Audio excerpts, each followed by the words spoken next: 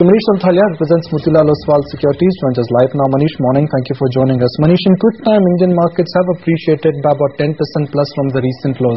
What's been your portfolio strategy at this current juncture? Are you using strength to your advantage to sell and book some profits?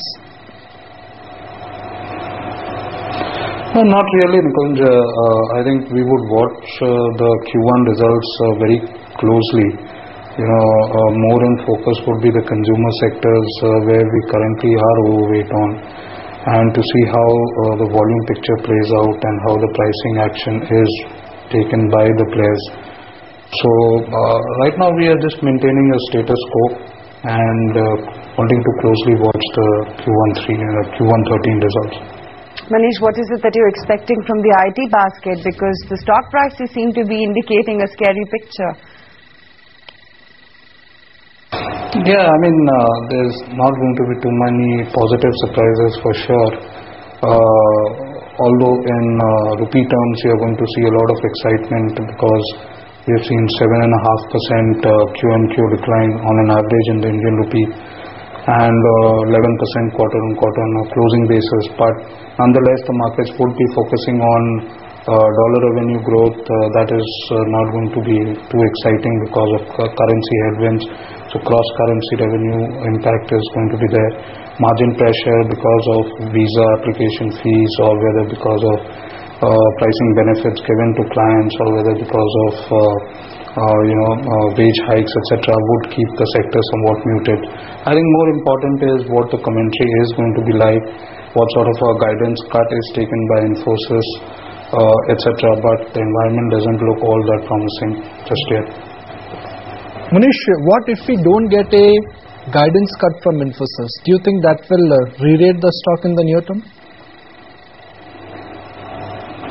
Yeah, I would tend to think so because markets are factoring in some sort of a guidance cut. So if they just stick to their earlier Q4 guidance,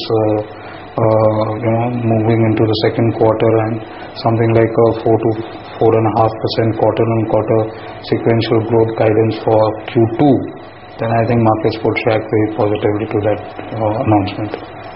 Manish, last time we interacted with you on this forum, you were hot on banks. Are you still bullish on banks? If yes, which ones? Yeah, I think if the markets have to sustain at high levels, then obviously BFSI as a space should be staying at high elevated levels. Other than that, you don't really see how the markets can rise. So the fact that I think markets would have a positive bias till at least the presidential elections, and then there are hopes that there could be some policy announcements and maybe something on diesel, etc. I think even the quarterly numbers seem to suggest that this is one of the top performing sectors this quarter, with private sector banks taking the lead with roughly around a 25% YY growth, and asset quality is not too bad. But it remains to be seen what's the scene like for public sector banks, where asset quality is definitely an issue. So how much deterioration have we seen, whether by way of restructuring or whether by way of gross NPL slippage, etc., that would be known. But I think both on a credit growth, you should be looking in somewhere closer to around 18%. NII growth, balance sheet growth would not support the fee income growth. So fee income growth would be slightly muted. But I think the key differentiating factor would be your asset quality, both for public sector banks as well as private sector banks. Manish, what about autos? Because clearly the monthly sales numbers have been reflecting a slowdown when it comes to the volumes.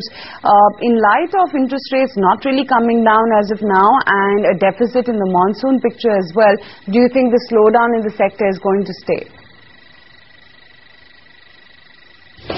Yeah, I think the fact that two-wheelers are more of a rural income play than urban income play, you could see the two-wheeler space underperform for a while.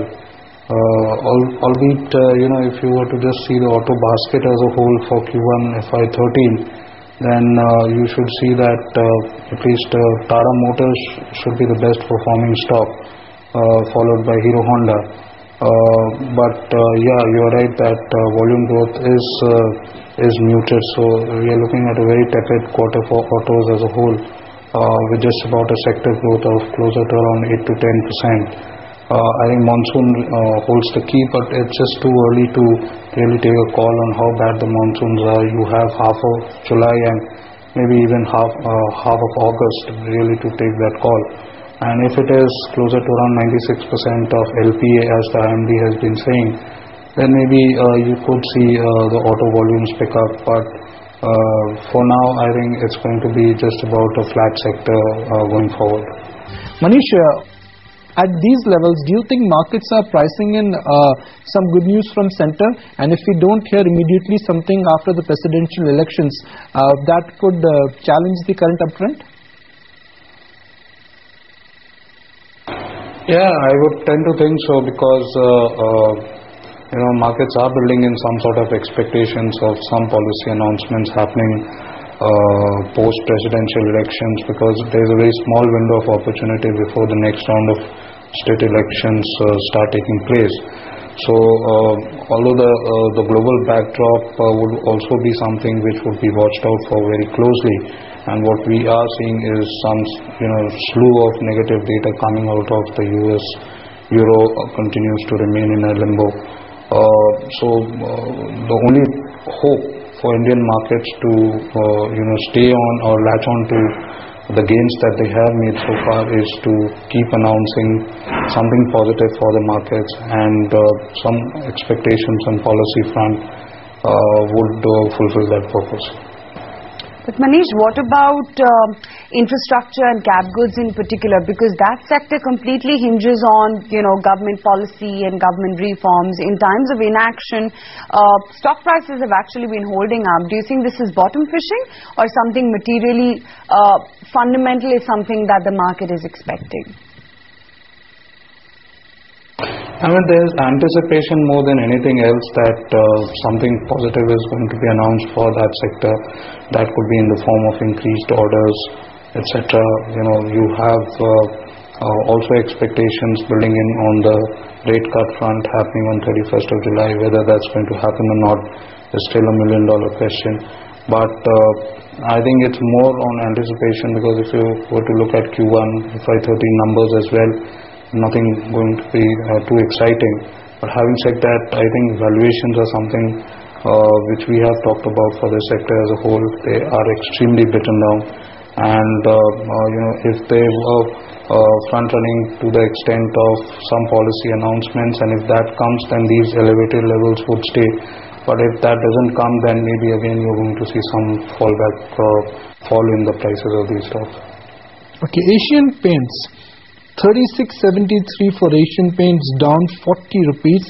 In quick time, Asian Paints has now retreated from levels of 4200 to 3675.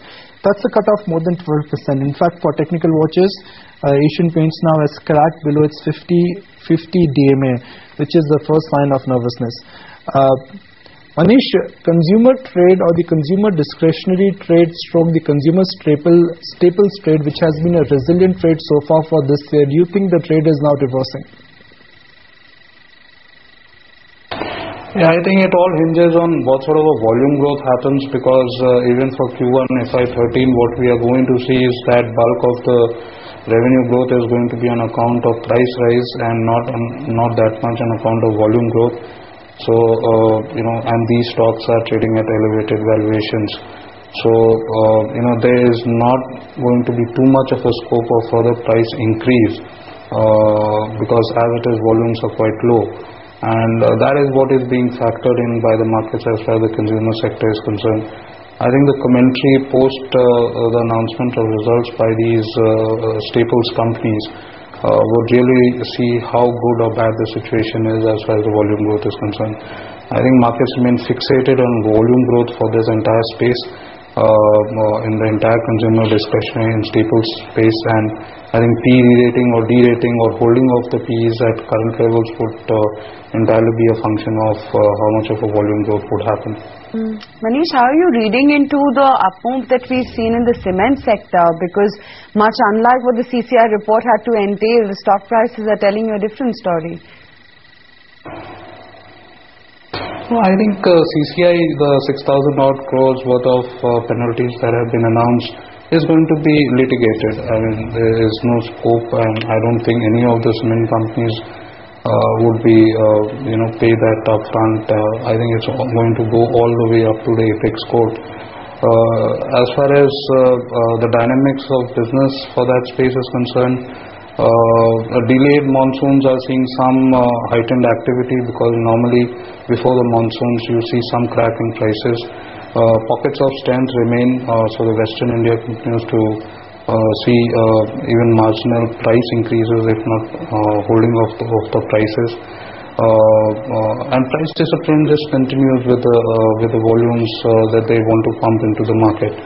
So there is no immediate case of worry for cement companies, because I think what we are seeing is that the volume growth which we had seen so far would hold out, and capacity additions would be on a declining trend for the next 2 years, and we may have seen the worst for the cement sector in terms of supply demand dynamics. Not to say that valuations of some of these companies are quite rich, so one would be watching out for companies which have flexibility on the fuel mix, pet coke versus the normal coke, normal coal which they use, and captive power versus grid power, etc. So it would all depend on dynamics of each company, but other than that, I think it's just a neutral sector for now. Some stocks from the mid-cap space, one of them is Global Spirits, a real small cap stock, but up on very strong volumes, 105, up 8.5%, Global Spirits. The other one is Sterling Biotech. Some random mid-cap and small cap stocks today are moving up on strong volumes. I would have ignored the price trend, but volume trend is something which we cannot ignore. And this is something which is not an unknown name, TVS Motors, not a large cap stock. It's now officially classified as a mid-cap stock, TVS Motors. On your screen, 37.5, up 2.5%. Check on the NSE volumes, they are certainly higher than the 10-day average. The other one I would mark is HDFC Bank, which irrespective of the global market outcome or the local macro position, HDFC Bank has been a very smart outperformer. 36% plus is what HDFC Bank has appreciated for this year. Manish, HDFC Bank is due to declare numbers this week. Do you think they'll have to do something special for the stock to stay at 570? As of now, the standard assumption is that they will do at 30% plus. I mean, that assumption stays and they keep on delivering those numbers, so there is no reason for the stock price to correct. I think going forward for the full year 2013, we should be expecting something like a 25 to 30% growth. And if that happens, then the stock price should stay at elevated levels only. Manish Santalia, make a list of 2 or 3 large cap stocks for us which you are inclined to buy at these levels, where you're confident of a 25 to 30% appreciation in next 12 months. I think the stocks that we are holding in the portfolio have a potential to double in 3 years. So that implies 25% CAGR. I think unless and until something changes very dramatically, most of these stocks are large cap stocks, and we would just be happy sticking with those names. So you would have the likes of ITC, you would have the likes of Bosch. Santalia, I don't have your portfolio list with me, so I have to request you to share that list with me. I think some of the large cap holdings that we have would be ITC, Bosch, HDFC Bank, HDFC, etc. These would be well within their target price of or targeted earnings growth of something like 20 to 25% CAGR going forward. What makes you so bullish on Bosch? Because I remember reading a release 2 weeks ago where Bosch has officially communicated to the exchanges that they are experiencing the pinch of slowdown, and they now plan to either restrict capacity expansion or cut or restrict their production in one of their manufacturing facilities in Maharashtra. And that keeps on happening. The capex plans for this company is very strong. You're looking at 500-600 crores worth of capex for the next 2-3 years. So they are confident about the growth. I think yes, because of a slowdown in CV sales and petrol car sales, they have taken a 3-day shutdown to nationalize inventory, but that keeps on happening often. And I think the biggest positive for this company is the total global monopoly on diesel fuel injection systems, and that remains for India as well. The company has tremendous pricing power. Plus you have Euro norms changing, so that should increase in a bump up in realizations going into the next year. Market insiders are telling me that you're hot on specialty foods. Why is that? No, I mean, we have bought it in one of our funds. I think it's a classic good consumption stock. Mainland China continues to be the flagship brand. The incremental capex that is happening would go towards adding more mainland China stores. The EBITDA margins are closer to 35-40%. It's a 20% ROC business.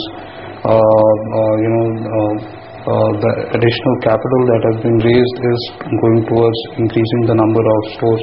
So it's just a story about how strong the top line growth is going to be and how strong the bottom line growth is going to be, with a key eye on the return on capital employed in this business.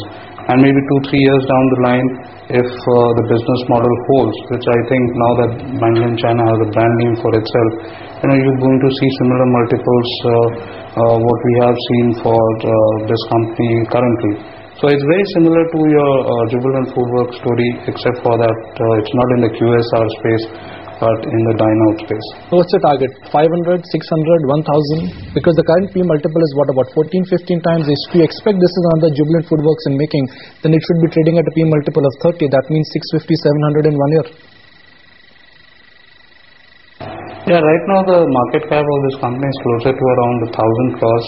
For FY12 they should have done a profit after tax of closer to around 20 crores. I think FY13 they should be doubling their profits to around 40 crores, and moving into FY14 they should be at around 60-65 crores.